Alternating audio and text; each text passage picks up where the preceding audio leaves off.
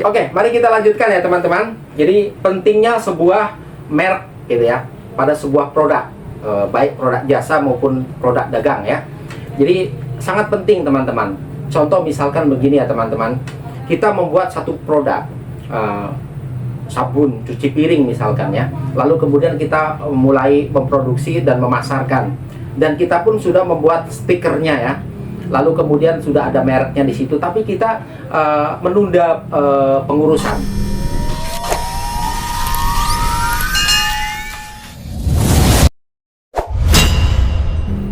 Contoh misalkan teman-teman sudah memilih menentukan nama merek tersebut, misalkan nama mereknya Cinta Clean misalkan.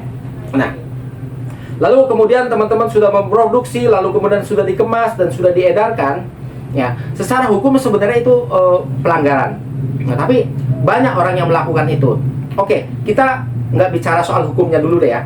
Tapi kita bicara tentang kerugian yang akan terjadi pada diri kita kalau kita menunda. Contoh misalkan, teman-teman sudah memilih menentukan merek Cinta Clean pada produk sabun teman-teman, lalu sudah mulai diedarkan.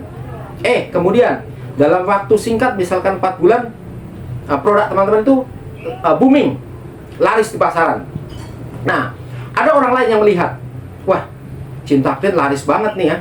Cobalah saya mau konsultasi kepada konsultan perizinan, menanyakan apakah Cinta Clean sudah ada izin mereknya atau belum, sudah didaftarkan atau belum. Nah, ternyata kemudian ketika konsultasi sama konsultan, ternyata dicek Cinta Clean belum ada yang mendaftarkan pada kelas nomor 3 misalkan.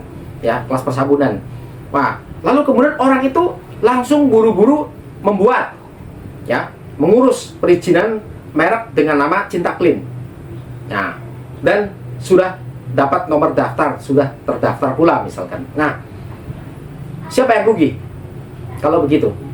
Karena secara hukum adalah siapa yang mendaftarkan terlebih dahulu, dia yang punya hak. Nah, orang itu akhirnya punya hak secara hukum. Nah, kemudian Anda, teman-teman yang kemudian memiliki merek Cinta Clean yang sudah membangun dari awal sampai kemudian booming, Anda lah yang akan dituntut malah, ya.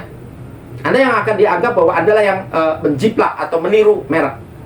Perlu diketahui, hukum menjiplak atau meniru merek itu tidak ringan ya teman-teman. Kalau bicara dendanya aja minimal itu 4 miliar. Nah, itulah kerugiannya teman-teman. Jadi kalau memang teman-teman sudah berniat untuk usaha, ya maka lengkapilah perizinan. Saya ngasih sebuah ilustrasi yang paling mudah dipahami aja teman-teman ya. Kemarin pada channel YouTube kami ada yang bertanya, apabila saya sudah memulai dengan memproduksi, lalu kemudian mengemas dan menjual, tapi saya tidak memiliki perizinan, itu gimana ya Pak? Ya, saya jawabnya simpel saja. Jawabnya begini. Bapak punya sepeda motor nggak? Punya katanya. Kalau Bapak bepergian menggunakan sepeda motor tapi tidak punya SNK, tidak punya SIM, kira-kira Bapak was-was nggak? Nah, tentu was-was katanya kan. Nah, itulah sama halnya ketika kita punya produk, sebuah produk untuk usaha, lalu perizinnya tidak lengkap, ya kita akan was-was. Ya mungkin kalau masih kecil-kecilan saja sih mungkin tidak akan kena sidak atau tidak inilah ya akan terjadi. Tapi ketika sudah mulai besar teman-teman, misalkan dari pesaing yang kemudian merasa ada persaingan, lalu kemudian dia tahu bahwa itu belum ada perizinan, ya nanti repot juga, bisa dilaporkan sama dia. Itu yang pertama ya. Lalu kerugian yang kedua tadi yang saya katakan bahwa kita sudah merancang dari awal dengan merek Cinta Clean tersebut, tapi ternyata begitu dicek belum didaftarkan, diambil sama dia, ya maka bukan dia yang salah, tapi kita yang salah. Nah, seperti itu. Makanya pentingnya sebuah merek ya teman-teman ya. Jadi jangan abaikan soal merek ya. Oke, baik teman-teman. Untuk pembukaan tentang badan usaha dan merek cukup. Nah, selanjutnya yang ketiga yang harus kita miliki adalah izin edar. Ya. Nah, baik. Untuk produk jenis-jenis sabun dan pembersih itu izin edarnya menggunakan namanya PKRT, ya, perbekalan kesehatan rumah tangga. Ya, jadi kemarin ada yang ngomong, banyak yang awam mengatakan bahwa bagaimana cara mengurus BPOM untuk sabun ya.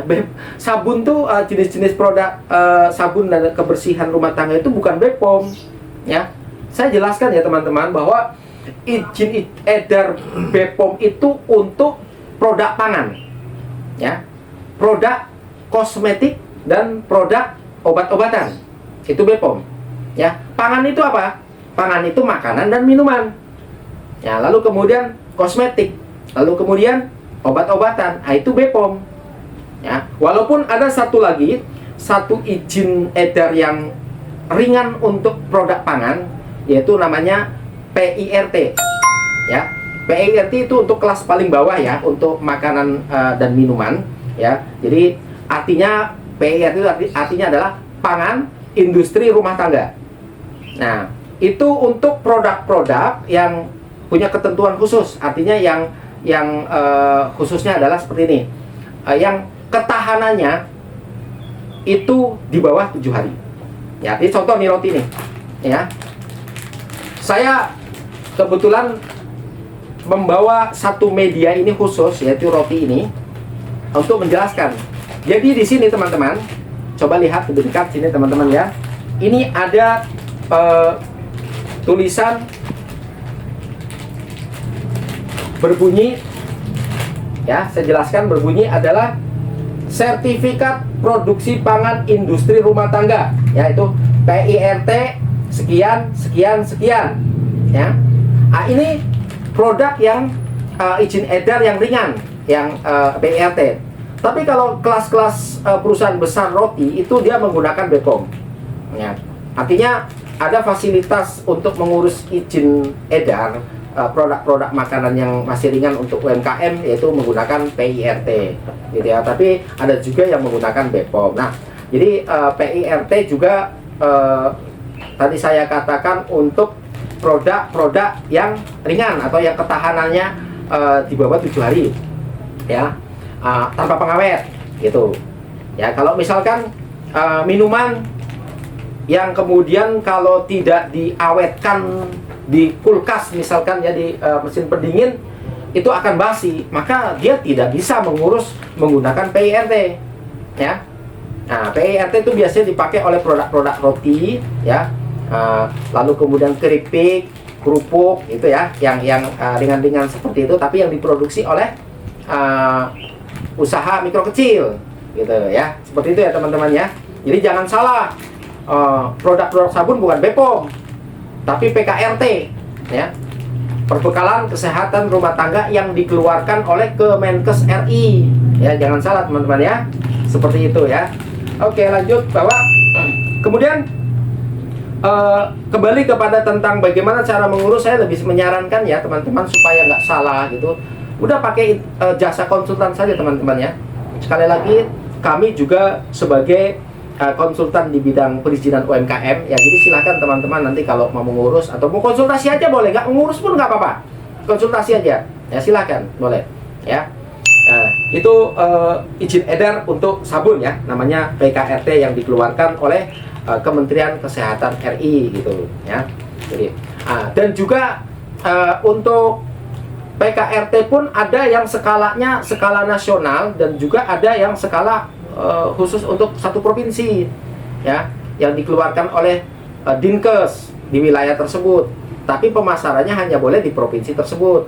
Makanya nanti saya akan menyarankan gunakan aja yang skala nasional. Toh saat ini ya,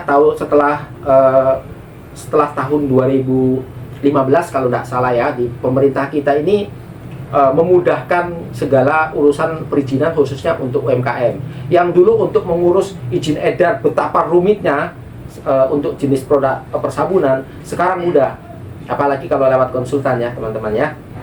Itu saran saya seperti itu.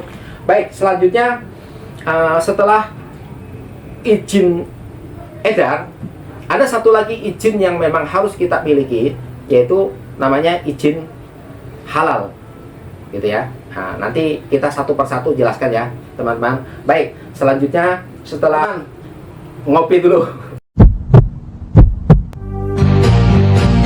Kopiku kental, gratis nggak bayar. Nikmat, sungguh nikmat. Oh, kopi dapat bintang.